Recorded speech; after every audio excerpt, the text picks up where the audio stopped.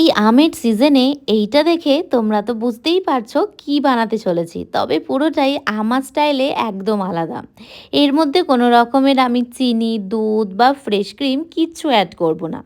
জানো তো এই রেসিপিটা বানাতে বানাতে তোমাদের সাথে একটা ছোট্ট অনুভূতি শেয়ার করি। জানো আমরা ৫টা মানুষ ৫টা মানুষের মানসিকতা কোনো সময় এক হতে পারে না।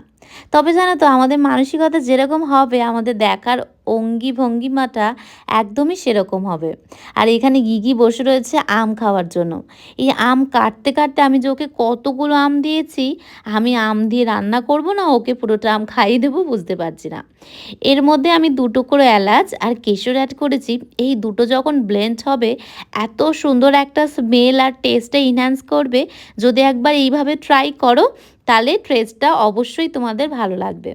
জানো তো ওই যে মানসিকতা বললাম, এই কথাটা এর জন্য বলছি, এই যে আজকের রেসিপিটা দুধ বা ফ্রেশ ক্রিম বা চিনি এইগুলো ছাড়া হয় না। তবে দুধে আমার বড্ড অ্যালার্জি।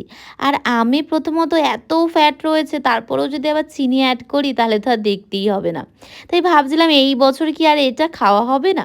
তারপর ভাবলাম যদি আমার স্টাইলে আমার মতো করে খাই তাতে ক্ষতি কী আছে? শেষে দেখলাম বেশ ভালো হয়েছে। প্রথমে বোলটা একটু ছোটই হয়েছিল।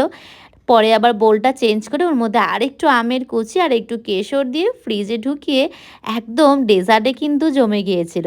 তোমরা যদি দুধে অ্যালার্জি থাকে একবার এভাবে ট্রাই করতে পারো। আজ আসি, কাল দেখা হবে। বাই।